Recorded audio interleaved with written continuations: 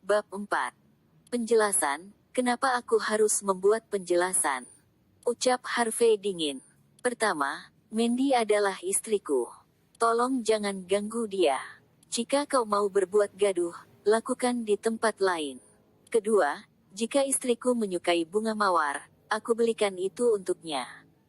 Dia adalah wanita yang cantik. Kau pikir barang murah dan standar begitu cocok untuknya? Aku akan mengirimkan bunga mawar dari Praha malam ini juga. Don sungguh dingin. Dia sangat menikmati kekuasaannya di York Enterprise. Bagaimana bisa seorang menantu seperti dia berbicara seperti itu kepadaku? Selain itu, hal yang paling menyulutnya adalah kejadian saat Harvey melempar bunganya dan membawa Mandy ke lift. Mau apa dia? Membayangkan itu semua, Don tiba-tiba tersenyum. Dia terlihat sangat yakin akan dirinya sendiri. Mandy, bukankah kau membutuhkan $5 juta untuk dana perusahaanmu? Aku bisa membantumu soal itu. Apa? Mandy terkejut. Don berbicara dengan tenang, Mandy, aku tahu perusahaanmu sangat membutuhkannya. Untungnya, aku punya uang sejumlah yang kau butuhkan sekarang dan itu bisa kau pakai untuk investasi. Jika kau mau makan siang denganku, uang itu akan jadi milikmu. Apa kau serius? Mandy melepas tangan Harvey tanpa sadar. Perusahaannya memang sangat butuh uang sebanyak itu. Aku selalu menepati janjiku. Don terlihat percaya diri. Tentu. Setelah menimbang-nimbangnya, Mandy akhirnya setuju. Jika dia tidak mengumpulkan dana itu segera, perusahaannya mungkin akan bangkrut segera. Mari, Mandy, kita bicarakan proyeknya dan di mana tempat makan siang kita nanti. Ucap Don sopan. Sayang, jangan pergi dengannya.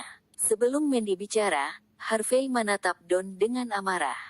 Ekspresinya sangat terlihat, emosinya memuncak. Don, aku sudah memperingatkanmu. Lebih baik kau menyingkir dari istriku. Don mengejek, apa yang bisa kau lakukan, kau hanya seorang menantu. Kenapa? Kau takut dia berselingkuh darimu? Don tersenyum tipis. Lelaki tidak berguna. Kau pikir kau bisa mengubah takdirmu? Aku. Ekspresi Harvey berubah dan ingin sekali berucap sesuatu. Tetapi saat itu, Mandy keluar dari lift dan berkata dengan dingin, Harvey, jangan konyol. Apa aku konyol? Harvey kaget.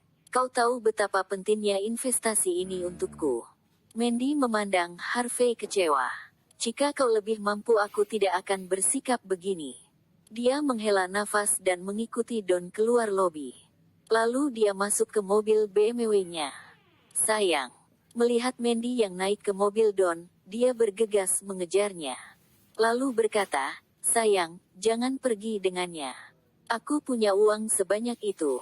Aku akan memberikanmu $5 juta itu.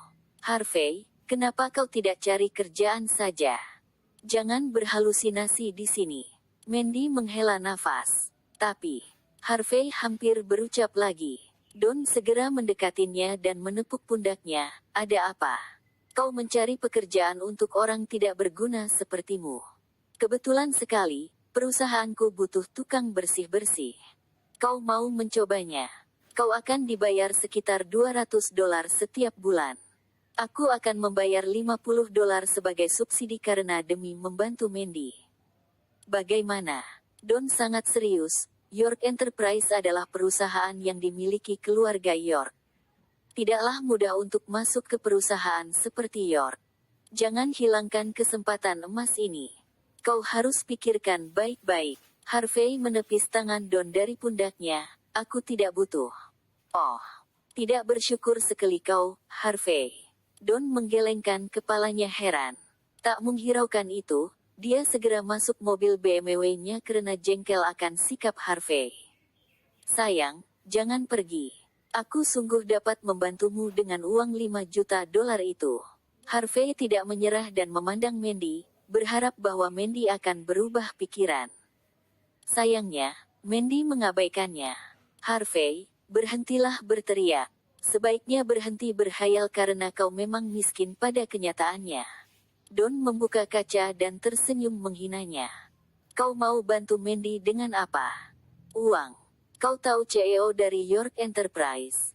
Kau. Lebih baik kau pikirkan lagi mau kemana kau meminta uang saat kau ditendang dari keluarga Zimmer. Don tertawa lantang. Harvey berteriak, Don. Jangan sombong hanya karena kau kaya. Oh, maaf, pecundang. Memang sungguh nikmat menjadi kaya. Aku bisa meminta istrimu masuk ke mobilku karena memang itu kemampuanku. Jika aku ingin dia masuk ke mobilku, dia tidak bisa menolaknya dan harus memenuhinya. Jika aku mau dia bercerai denganmu, dia juga harus bisa melakukan sesuai permintaanku. Don tertawa puas. Setelah Don pergi dengan mobilnya, Harvey berdiri di depan pintu perusahaan Mandy dengan lunglai. Manajer proyek biasa di York Enterprise bisa membuat istriku masuk ke mobilnya. Bahkan meminta istriku untuk cerai denganku. York Enterprise hanyalah perusahaan di bawah keluarga York. Sialan. Sembari bergumam, dia mengambil teleponnya dan menelpon nomor yang sama di hari sebelumnya. Ini aku. Aku bisa membantu York, tapi dengan 2 syarat. Pertama, York Enterprise menjadi milikku mulai hari ini dan seterusnya. Kedua, bantu aku memesan bunga mawar terbaik dari Praha dan kirimkan ke Zimmer Advertising Company dengan karangan bunga yang indah yang paling disukai wanita. Bab 5. Tuan, aku akan melaporkannya ke kepala segera. Kau jangan coba-coba menawar lagi padaku. Atau aku akan hancurkan York Enterprise. Belum juga orang yang ditelepon menjawab, Harvey telah menutup teleponnya. Di area Gold Coast Villa, setiap villa memiliki desain yang signifikan dan memiliki ciri khas dari desainer interior internasional ternama. Dari tipe keramik yang dipasang hingga tipe pepohonan untuk lanskap, mereka semua dipilih dengan seksama. Saat itu duduk santai di sofa di balkon rumah. Di seberangnya telah duduk Jonathan York, kepala dari York Enterprise yang sekarang menjabat. Dia adalah paman Harvey, dan dialah yang meminta supir untuk menjemput Harvey untuk mengantarnya ke villa sekarang. Memandangi Harvey yang santai, Jonathan tersenyum dan berkata, Harvey, kita sudah beberapa tahun tidak bertemu. Kau terlihat lebih tampan dan lebih bersemangat. Paman, aku tidak ada waktu untuk berbasa-basi. Langsung pada topik intinya. Katakan padaku apa yang harus kulakukan untuk membantu keluarga York. Apa yang harus aku ambil alih di sini? Harvey bertanya dengan tenang dan dia bahkan tidak memandang wajah pamannya. Jonathan meledek, Harvey, kau sungguh terus terang. Kalau begitu, aku akan langsung ke intinya. Di saat itu, Jonathan terlihat sangat tidak berdaya. Dia adalah orang yang sangat berpengaruh di Nyumhi. Dia dapat memberi imbas yang besar untuk seluruh kota dengan hanya melakukan sedikit keputusan. Tetapi kini, dia tidak memiliki banyak pilihan selain menjadi rendah hati dan pasrah di depan Harvey, mengingat dia akan meminta pertolongannya. Keluarga kita mengikuti gaya dan investasi beberapa jumlah uang ke saham minyak, karenanya kita kehilangan banyak dana. Maka dana keluarga kita sekarang. Jangan basa-basi. Berapa jumlah yang kau butuhkan? Tidak banyak, hanya beberapa miliar dolar. Sial, Harvey terkejut. Miliar dolar. Pergi saja sana merampok bank. Soal itu, Kepala York, aku masih ada urusan yang harus diselesaikan. Aku harus pergi. Harvey berdiri segera dan ingin beranjak pergi. Harvey. Jonathan menjadi sangat gelisah. Dia berkata segera, kita memang membutuhkan uang sebanyak itu. Jika kita tidak memilikinya segera, dana kita akan dihapuskan, dan perusahaan besar kita akan hancur. Di samping itu, aku bisa memenuhi syaratmu. Harvey memandang Jonathan dalam-dalam dengan iba, aku mengerti ketulusanmu. Tapi, masalahnya, dari mana aku punya uang sebanyak itu, Paman? Harv, apa kau benar-benar ingin melihat perusahaan keluarga ini hancur? Kau memiliki sekiranya triliunan di akun luar negerimu. Kau bisa membantu York hanya dengan memberi sedikit uang dari sana. Jonathan menjadi sangat gugup dan matanya memerah. Jangan lupakan asalmu. Awalnya Harvey tersenyum. Ketika dia mendengar itu, Wajahnya berubah murka. Paman, seingatku aku tidak akan bisa menjadi penerus York saat itu. Ada ratusan dari kita di York. Dulu kau menginterogasiku, mengutukku berapi-api. Aku sangat berkontribusi saat itu di keluarga, tapi aku malah ditendang keluar seolah aku hanya orang busuk. Sekarang kau memintaku untuk ingat dari mana asalku. Kau tidak pikir itu konyol? Mengapa kau tidak berpikir bahwa aku adalah orang yang mengumpulkan semua dana di keluarga selama ini, bekerja susah payah banting tulang demi keluarga ini? Kau menikmati uang hasil kerjaku dan membuangku pada akhirnya. Aku menjadi menantu dari keluarga lain beberapa tahun ini. Hidupku menjadi sangat menderita. Kau bahkan tidak mengunjungiku atau bahkan memberiku pertolongan. Jika kau tidak mengalami krisis, apa kau sekarang akan mengingat penerus sebelumnya? Harvey berkata sangat lantang dan jelas. Yonatan tertegun. Dia berkata, Harv, kami salah. Tolong biarkan kami meminta maaf padamu. Kami mohon ampunanmu dengan tulus. Tapi kami membutuhkan pertolonganmu menghadapi krisis ini dahulu. Mulai dari sekarang, kau akan menjadi CEO York Enterprise. Walaupun York Enterprise adalah perusahaan yang tidak begitu besar dahulu, tetapi sangat berpotensial. Terfokus pada investor keluarga. Dan lagi, York memiliki banyak keuntungan saham dari seluruh perusahaan di Niumhi, termasuk banyak dari daftar produk baru dan rencana-rencana yang sedang dirancang. Untuk sementara waktu, saat itu, perusahaan York dipimpin oleh Belle Yonatan, anak perempuan dari Yonatan. Dia adalah sepupu Harvey. Tak disangka, Yonatan mau memberikan jabatan itu kepada Harvey. Baik, setuju. Harvey menimbang-nimbang beberapa saat. Awalnya dia enggan menggubris York. Namun dia tetap mengingat jelas apa yang telah terjadi padanya pagi ini. Jika dia tidak mengambil perusahaannya, dia bisa saja dengan mudah dicemooh dan dirundung oleh semua orang. Jangan khawatir. Aku akan menyelesaikannya. Kau hanya perlu datang ke kantor dan tanda tangan dokumen besok. Selain itu, aku akan mengurus bunga mawar dari Praha juga. Yonatan sangat lega. Jika Harvey tidak setuju menolongnya, York sungguh akan menderita walaupun tidak sampai bangkrut. Harvey tidak bisa mengabaikan itu. Jika dia tidak bisa menyelesaikan permasalahan kecil seperti ini, dia tidak akan bertahan di bidang bisnis yang akan dia hadapi selanjutnya. Omong-omong, berikan aku jas itu.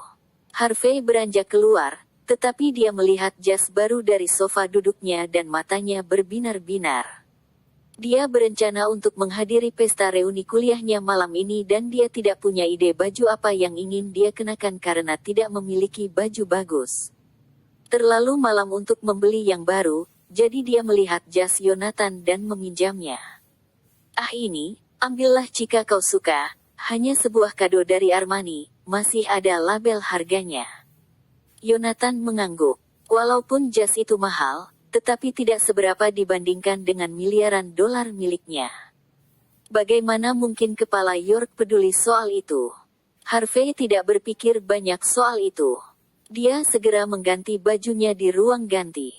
Lalu dia melihat sepatu usangnya dan beralih ke sepatu Yonatan di kabinet dan mencibir. Yonatan sepertinya memiliki kaki yang bau. Aku tidak mau memakai sepatunya sama sekali. Lebih baik aku mengenakan sandal. Dia tahu bahwa teman sekelasnya akan menghadiri pertemuan malam ini. Sepertinya Wendy Sorel, putri kecantikan di tahun kuliahnya dulu, juga akan hadir. Harvey sangat bersemangat. Setelah Harvey meninggalkan villa, dia bersiul dan bersepeda menuju Hotel Platinum. Pertemuan reuni tersebut diadakan di sana, dia khawatir akan terlambat jika dia terlalu lamban. Tiba-tiba terdengar klakson mobil menggelegar. Sebuah Porsche berhenti di sebelah Harvey dan jendela mobil itu terbuka perlahan. Dia melihat ibu mertuanya melepas kacamata hitam dan memandangnya dingin. Harvey menjadi kikuk. Walaupun Lilian Yates adalah ibu mertuanya, dia terlihat seperti wanita 30 tahun karena dia selalu menjaga penampilan dan kesehatannya. Dia terlihat anggun dan satu hal yang pasti bahwa dia memang sepintas sangat mirip Mandy, sama-sama cantik. Namun, dia melihat sekilas ke Harvey. Dia berucap dingin, "Dari mana kau dapat jas itu?" Selama 3 tahun Harvey di rumah Zimmer, orang yang paling dia takuti di keluarga Zimmer adalah Lilian. Mendengar itu dia berkata dengan lembut, "Ibu, aku meminjamnya dari seorang teman." "Oh, apa kau memiliki teman?" Lilian tersenyum kaku. Lalu berkata, "Seseorang bilang padaku apa yang telah terjadi di perusahaan hari ini. Karena kau tampak sangat tidak kompeten dalam melakukan sesuatu, pulang dan bereskan barang-barangmu malam ini. Tanda tangani surat perceraian besok. Jangan khawatir, aku yang bayaran tunjangan." Harvey langsung merinding, "Tapi, Bu, aku sangat mencintai Mandy. Aku tidak bisa tanpanya."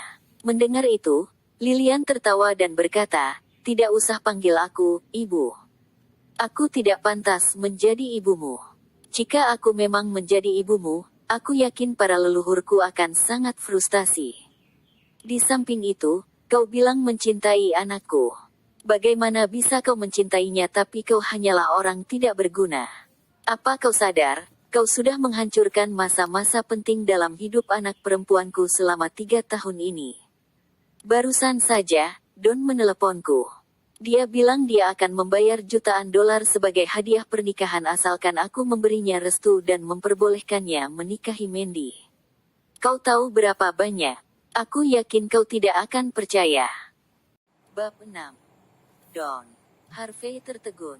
Lalu dia tersenyum. Lelaki ini hanya anak jalanan yang dididik oleh York Enterprise. Hanya tinggal tunggu waktu untuk menendangnya keluar. "Ibu, aku tidak akan bercerai. Bahkan jika kami cerai, ini bukan urusanmu. Aku harap kau tidak ikut campur soal hubungan kami." Harvey tertawa dan berkata sembari berlalu dengan sepeda listriknya.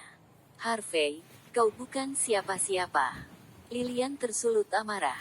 Dia hampir saja mengejarnya dengan mobilnya. Namun, dia hanya bisa menahan marahnya dan segera pergi karena mulai banyak orang memperhatikan. Mandy berjalan menuju meja resepsionis kantor di jam-jam pulang kerja. Lalu dia melihat ada 2 perempuan mengobrol sambil tertawa dan banyak pegawai yang memperhatikan mereka. Suami Nona Zimmer sangat pecundang. Dia bilang dia akan memberinya bunga mawar dari Praha. Beraninya dia bilang begitu. Apa dia tidak berkaca? Belum lagi dia mengendarai sepeda listrik, bahkan sandal yang dia pakai saja sudah rusak. Lelaki macam dia seharusnya di jalanan meminta-minta makanan. "Lia, aku tidak mengerti mengapa Nona Zimmer bisa bertemu pecundang macam dia. Jika dia bukan pecundang, dia tidak akan menjadi menantu benalu. Kalau itu aku sudah pasti menceraikannya sejak lama. Ada banyak sekali orang yang mengagumi Nona Zimmer di luar sana." Mandy tidak bisa berkata-kata. "Kau." Mandy menggigit bibir merahnya dan wajahnya memerah seketika karena menahan malu atas semua komentar yang dia dengar. Dia sangat malu. Nona Zimmer. 2 perempuan di meja depan itu terlihat sangat takut ketika menyadari ada Mandy di sana. "Kami berbicara sembarang. Tolong jangan marah. Diam." Mandy berteriak dengan tubuh gemetar menahan amarah. Matanya memerah dan hampir menangis. Mengapa dia harus memiliki suami yang tidak berguna? Suami orang lain datang dari para elit bisnis atau keluarga kaya raya. Sedangkan suaminya hanyalah menantu benalu yang tidak berguna. Bukan hanya tidak dapat melindunginya, dia selalu membuatnya malu di depan orang lain. Saat ini telepon di meja resepsionis berbunyi. Si perempuan penggosip yang sedang takut itu menjawab telepon dan bilang, "Nona Zimmer, Satpam bilang ada perusahaan logistik mengirimkan barang besar sepenuh muatan truk. Apakah diizinkan masuk?" "Untukku." Mandy kaget sejenak. Dia tidak membeli apapun, tetapi dia mengangguk mengizinkannya.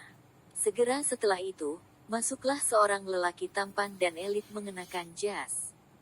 Dia berkata dengan santun, "Permisi, apakah Anda Nona Zimmer?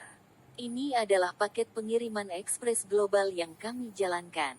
Ada kiriman langsung dari Praha. Harap ditanda tangani. Praha. Mandy menyelesaikan tanda tangannya dengan terkejut. Selagi si lelaki tampan itu melambaikan tangan, beberapa kurir dengan sigap membawa kotak kayu yang sangat indah, berkualitas tinggi dan meletakkannya di lobi. Di atas kotak itu telah tersematkan kristal yang cemerlang dan gemerlap disorot oleh sinar lampu. Semua pegawai di sana terpukau oleh keindahan kotak tersebut. Wow, apa ini dari Praha? Dan kotaknya sangat mewah dan indah, apa ya di dalamnya? Nona Zimmer, bisakah Anda membukanya dan memperlihatkannya pada kami? Terdapat banyak pegawai wanita di perusahaan periklanan. Saat ini, semua pegawai sangat menanti-nantikannya dengan mata berbinar. Walaupun Mandy menerka-nerka, dia meminta lelaki itu untuk membuka kotak tersebut setelah melihat isinya semua orang terpukau olehnya. Kemudian, dalam beberapa detik, semua orang tercengang dan hening seketika selama beberapa menit. Ini bunga mawar dari Praha. Apa kau yakin? Bukankah di berita sudah tersebar bahwa ada penurunan produksi bunga mawar di Praha tahun ini? Ada berapa banyak semua ini? Si lelaki tampan itu melihat para wanita di sana terpukau. Dia lalu tersenyum dan menunjuk ke buket bunga mawar itu. Lalu berkata, Nona Zimmer, izinkan aku untuk memperkenalkan. Mawar dari Praha. Kalian harus tahu bahwa ini adalah bunga-bunga terbaik di tahun ini. Tapi, dari semuanya, bukankah ini yang berharga? Lihat. Si lelaki tampan itu menunjuk ke tengah-tengah buket mawar yang besar itu, di mana ada mawar kecil sebesar bros menyelip di sana. Namun, jika dilihat lebih dekat, kau akan tahu itu bukanlah mawar, melainkan berlian yang berbalut batu dengan berbagai warna. The Heart of Praha. Mandy sangat syok. Dia merasa ini mimpi. The Heart of Praha didesain dan dipahat oleh beberapa seniman handal dari Praha sepanjang sejarah. Itu hanya ada satu di dunia. Sangat unik, terlebih lagi itu sebagai simbol dari Praha. Karena sangat berharga, tidak pernah dalam sejarah benda itu dijual. Dia tidak pernah menyangka ada yang mengirimkannya untuknya hari ini. Wow, siapa yang mengirimnya untukmu? Nona Zimmer, ini pasti dikirim oleh pengagummu. Sungguh hadiah yang tak ternilai, mungkinkah ini dari Tuan Sander? Bukankah suaminya yang tidak berguna itu juga bilang mau memberikannya bunga mawar dari Praha? Red, kau membuatku tertawa. Bagaimana bisa dia membeli mawar-mawar ini? Bahkan jika dia menjual dirinya, dia masih tidak mampu membelinya. Mandy sangat terkejut. Siapa yang mau memberinya mawar mahal itu dan The Heart of Praha? Mandy sama sekali tak menyangka itu Harvey, karena dia paling tahu keadaan finansialnya. Dia biasanya memberinya uang saku.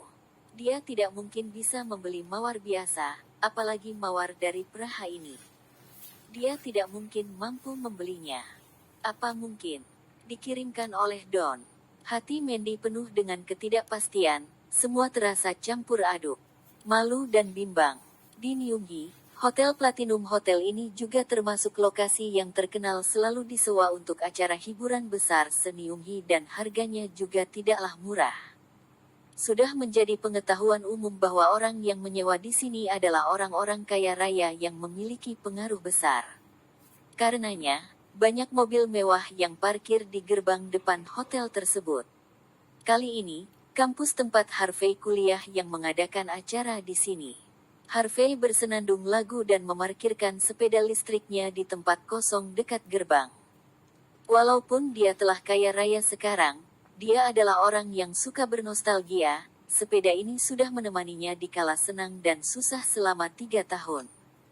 Dia tidak mau menelantarkannya. Tiba-tiba ada suara klakson yang memekakkan telinga dari belakangnya lalu parkir sempurna di depan sepeda listriknya. Apa kau bodoh? Kau tukang kirim barang atau vele? Tahu aturan tidak? Berani-beraninya kau memakai lahan parkir di sini dengan sepada rusak begitu. Kau tidak punya otak. Sebuah Audi A4 berhenti di belakang Harvey. Seorang pria mengeluarkan kepalanya dari jendela mobil, menunjuk dan membentaknya. Harvey secara tidak sadar menengok dan dua orang tersebut termenung sejenak saling pandang. Ketua kelas. Harvey bereaksi. Orang itu adalah teman sekelasnya saat bangku kuliah dan menjadi ketua kelas beberapa tahun.